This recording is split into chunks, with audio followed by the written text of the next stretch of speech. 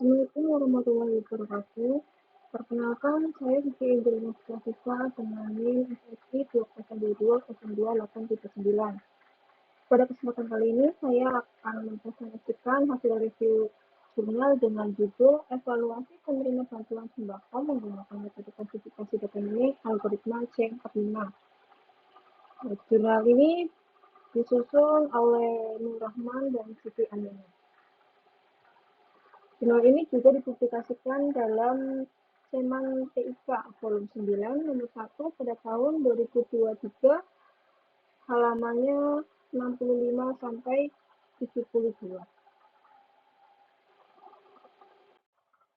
Untuk latar belakang penelitian ini yaitu bantuan sembako dari pemerintah seringkali tidak tepat sasaran karena kurangnya validasi data penerima. Hal ini menyebabkan ketidakmerataan distribusi bantuan sosial.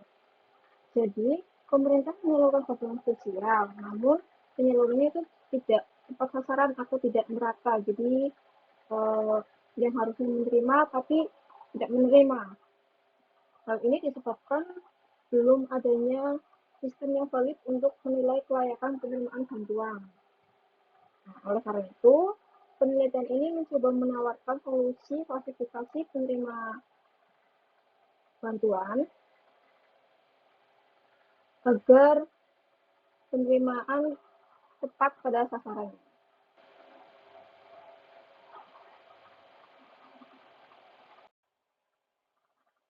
Rumusan masalah. Untuk rumusan masalah penelitian ini yaitu bagaimana menerapkan metode klasifikasi C45 untuk menentukan penerima bantuan sembako agar lebih tepat sasaran.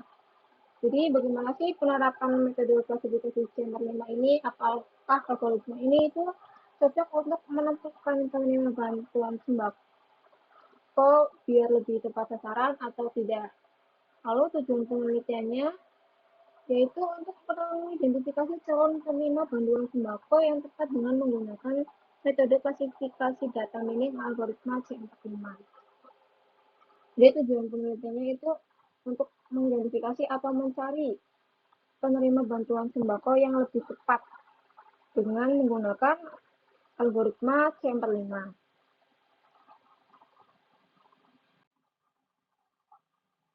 Untuk manfaat penelitian yaitu memberikan solusi berbasis data untuk proses seleksi penerima bantuan sembako agar lebih efektif dan akurat, serta membantu pemerintah desa dalam verifikasi penerima. Jadi manfaat penelitian ini yaitu kita dapat menerima atau mendapatkan data yang valid untuk seleksi penduduk agar pembagian sembako itu merata atau tepat sasaran. Jadi pemerintah juga dapat keringanan karena sudah mendapatkan data yang lebih valid. Jadi lebih cepat atau lebih mudah untuk membagikan sembako agar sampai kepada penduduk yang tepat.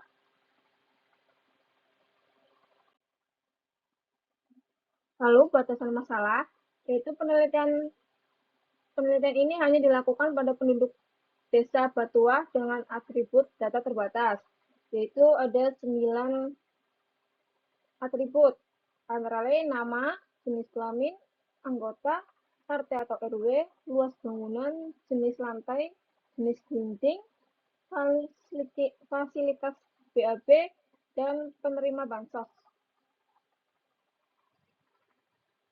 Yang kedua itu perhitungan hanya menggunakan algoritma C45 tanpa perbandingan metode klasifikasi lain. Jadi perhitungannya hanya menggunakan algoritma C45, tidak membandingkan dengan algoritma yang lain seperti Navy Bayes atau Random Forest.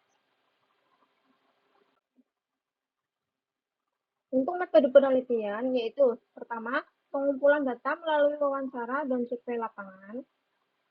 Kedua, preprocessing data, kategori atribut, lantai, dan dinding. Ketiga, penerapan algoritma C45 menggunakan software Rapid Miner.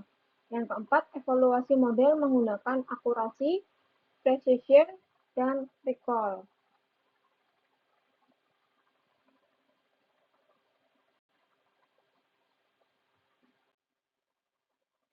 Untuk subjek dan objek penelitian ini, yaitu subjek adalah penduduk desa Batua. Subjeknya hanya mencakup penduduk desa Batua. Untuk objek, yaitu data penduduk berupa beberapa atribut. Atribut tersebut itu seperti yang saya sebutkan tadi, yaitu ada 9 atribut. Lalu hasil penelitiannya seperti yang pada tertera. Ini adalah gambar atau data yang telah diambil.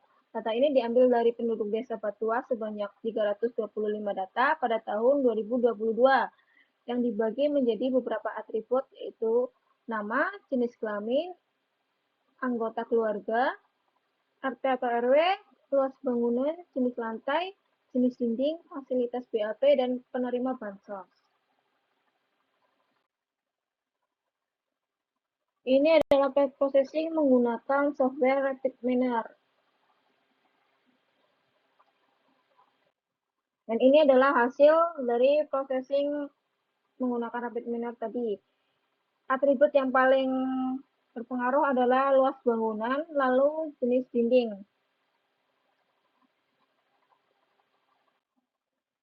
Ini untuk hasil penelitian dari model C45 menghasilkan akurasi sebesar 97,85%, precision 90,32%, dan kelas recall sebesar 87,50%.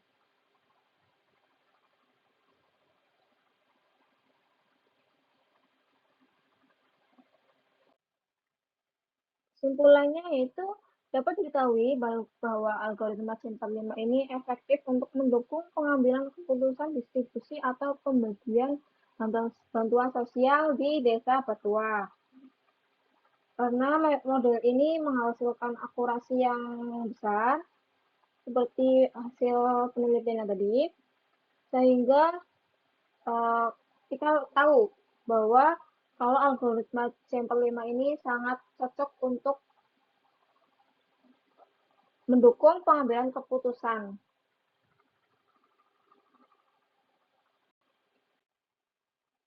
Lalu kelebihan penelitian, yaitu pertama, tingkat akurasi model yang tinggi, yaitu seperti tadi hasil akurasi sebesar 97,85%, lalu precisionnya 90,32%, dan kelas recall-nya sebesar 87,50%. Yang kedua, pemilihan metode yang tepat untuk klasifikasi berbasis atribut. Jadi penelitian ini itu mengambil metode algoritma yang sangat cocok untuk basis data, yaitu menggunakan algoritma C45. Yang ketiga, implementasi menggunakan RapidMiner memudahkan replikasi. Jadi penggunaan RapidMiner ini juga sangat membantu untuk memudahkan kita untuk melihat atribut mana yang lebih mendukung untuk pengambilan keputusan. Lalu kekurangan penelitian ini antara lain, satu, hanya menggunakan algoritma C45 tanpa perbandingan model lain. Jadi penelitian ini hanya menggunakan satu algoritma, yaitu algoritma C45, tanpa dibandingkan dengan algoritma lain seperti Naive Bayes atau Random Forest.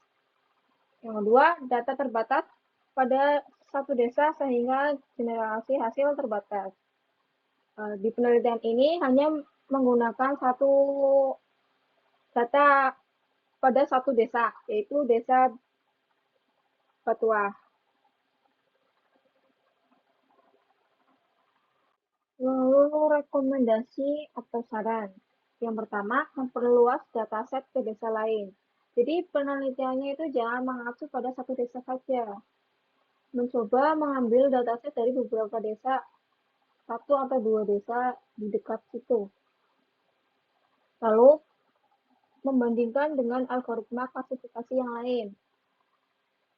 Perhitungan jangan menggunakan satu algoritma saja. Disarankan menggunakan dua untuk perbandingan dari algoritma C45 menggunakan dibandingkan dengan algoritma yang lain seperti Random Forest atau Navigaya. Yang terakhir, menambahkan kriteria baru dalam atribut. Menambahkan kriteria baru dalam atribut itu seperti penghasilan atau kepemilikan kendaraan yang lebih terlihat agar perhitungannya itu kayak lebih fokus ke penghasilan atau kendaraan. Karena kan tidak semua yang rumahnya luas atau rumahnya dindingnya itu udah bukan kayu itu biasa juga belum tentu dia penghasilannya itu cukup. Jadi menurut saya itu sangat disarankan menggunakan atribut penghasilan atau kepemilikan kendaraan.